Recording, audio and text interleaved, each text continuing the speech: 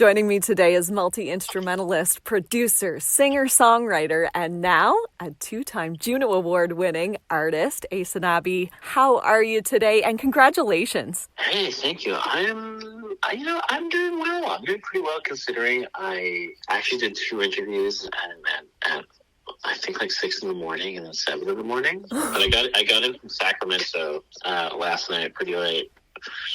Did a festival in the Cesar Chavez outdoor space down there. But yeah, I'm doing pretty good. I think I don't have another show for a month.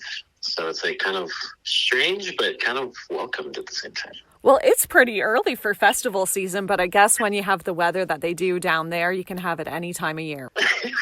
Funny you should say that. We got rained out. Oh. Which does not happen there. So that was like a very rare thing that happened. And like the weather was so crazy that like everyone kind of thought it wasn't happening or didn't know if it was happening. And like I brought my whole band down there to play because it was so crazy and it was outdoors. Well, I ended up just doing a solo performance just to, I'm like, I didn't come all the way down here for nothing else. I'll play for you guys at least. Oh my gosh. So, but now you get a break. Oh, you're going to the UK. Oh yeah, in a month. So, tomorrow I go into studio and then it's just like, I'm basically in studio like Monday to Friday for the next 4 weeks, which will be interesting. It'll be interesting to have that kind of routine, I guess. Yeah, let's talk about your label. Is this the one that signed you before you even had an album? Yeah, that's correct. Yeah. That's pretty cool because that does not happen in the industry. No. How did they find you or how did you find them? You must have had some songs and stuff ready to go before they signed you. How'd that work? So crazy thing, it all kind of happened by just chance, I guess. It almost didn't happen. So, like, I knew of both of Amanda and Shoshana Kish just from the work they've done in community and their own music careers. I met them by applying to play the International Indigenous Music Summit. That was, like, also a new thing that was going on. They did it that year online because of the pandemic.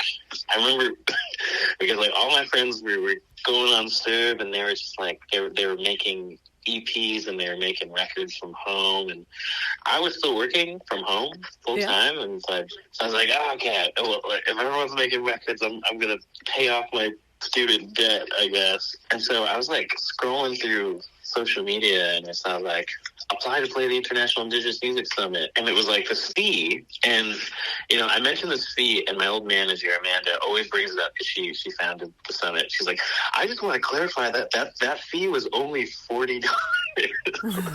So it wasn't very much money, but I was like very stingy because I was paying my student debt. Right. I also was dabbling in cryptocurrency, and I put $10 into this exchange, and then went for a bike ride, and it jumped up like 29% or something. So I suddenly had like a little bit of disposable money, and I was like, okay, you know what? I will pay this fee. And I applied and I submitted this performance video, and that's kind of how the whole thing happened. Like, it almost didn't happen to over $40. Okay, so let's go back here just a second. If that crypto investment hadn't have worked out the way it did, you probably wouldn't have paid the $40? Yeah, I probably would not have done that. I probably wouldn't even be on this call. I'd probably still be working my day job and setting up shows whenever I could at a local venue or whatever bar would have me. So yeah, it's kind of interesting to kind of think of it like that. Working and doing all of this music, especially when you're writing, producing, and playing. How many instruments do you play? I know you just rock the guitar.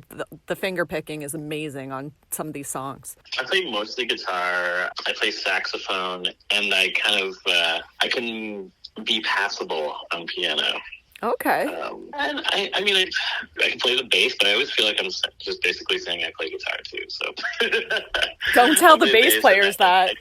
I know. Actually, there's some really great. What am I saying? I can never play like Thundercat or like Victor Whoop or anybody like that. So, but yeah, I see guitar as my main instrument. I'm actually wanting to get more serious into playing piano, and like I can I can get away with it, but I've actually recently started up piano lessons, which actually start on Thursday, and I'm kind of excited to kind of really wholeheartedly dive back into that. And that's a way to do it. Like, it's hard, especially when you have so much going on, to take the time to jump into a new instrument. So if you're taking lessons and there's someone teaching you that's, you know, it's going to be Thursday at 5:00, then you have to be there, right? Yeah, you know, and it's just like, even like with vocal training, I only went to my first vocal training class like last year when I got into like the JUNO's master class last year. I was kind of like in it, kind of half in it, because like I ended up getting nominated last year too, so like that normally doesn't happen. They hooked me up with like this vocal coach, and I just realized like all these kind of really bad habits I was forming.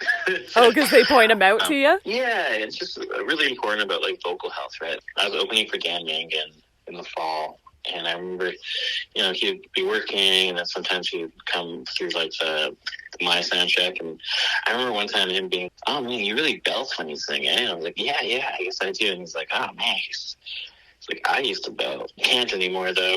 He's like, "You know what? I wish someone told me at your age like to do proper vocal warm-ups and warm-downs. You know, I'd probably still be belting if that was the case." And that always really stuck with me. I was like, oh.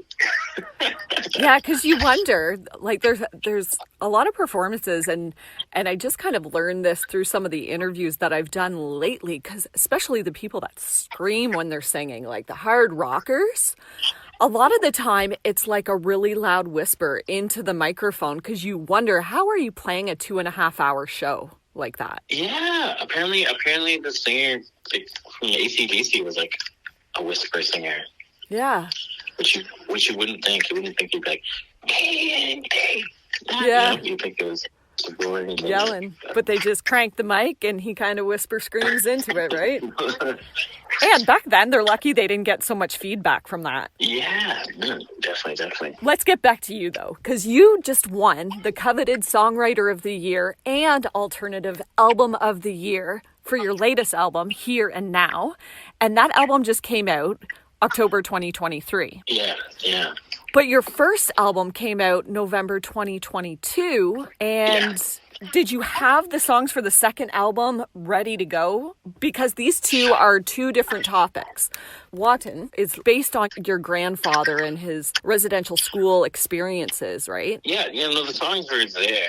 Actually, there was actually quite a few songs written for the second record. I was on the road quite a bit last year. I think last year we did like 119 shows, and the year before I think it was like 180, around there. Surprisingly, like we were just on the road so much that like I originally, my initial hope for that record was that we'd record like maybe 10 tracks or something, but it just kind of wasn't in the cards time-wise. But I think like what we did put together in the time that we had was kind of a good kind of picture of who I was and where I was at that time.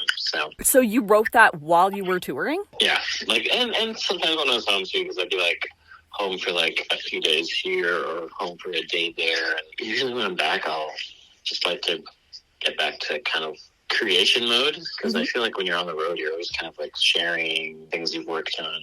But I feel like definitely when I'm home, I like to just kind of turn on my PA system and kind of practice and rehearse and get back to writing and creating again. And I think it's kind of, you really kind of got to schedule that into your time as well, I find. Well, you've definitely done that, having two albums come out a year apart. But that first one, you were working on that through the pandemic. Like, were you going to release some of that before we got locked down? No, I started that during lockdown.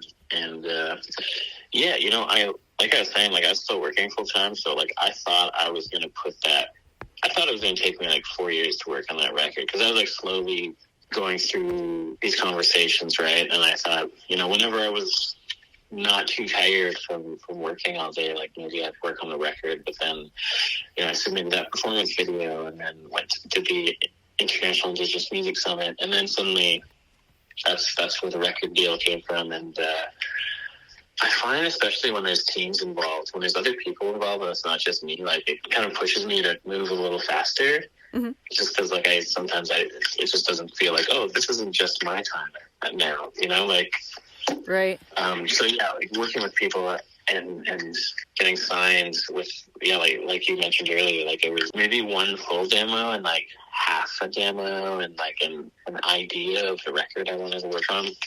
So when I signed it, like a record deal, like it really kind of pushed me to kind of make that like a top priority to kind of work on this record when it wasn't working. Right. Let's talk about the other people that work with you. So your band, have they been with you since the beginning? There's like a core group of members I play with. Mm-hmm. Like, because I hire session musicians for whenever we're playing like bigger festivals, or if we get like a show where like a band makes more sense. Oh, okay. Like a lot of times, like for example, like Miles Gibbons will hop on drums for me, but for Sacramento, I had Isaiah Gibbons play because Miles was playing drums on tour with the Strumbellas, and he sometimes he'll be on tour with the Strumbellas, sometimes he'll be on tour with Serena Ryder. Like really good session musicians tend to have like a lot of acts like that they work with. I was looking at some of your touring from last year. You went from Sarnia to the UK and then played London. Oh, no, I think I went to Sarnia and then I think it was Cartagena, Spain. And that's what it was, yeah. The River and Sky Festival. And yeah, that was like the same week. I remember my agent being like, "Are you sure?" I'm like, "Yeah, it'll be hilarious." When in the moment, it definitely wasn't hilarious.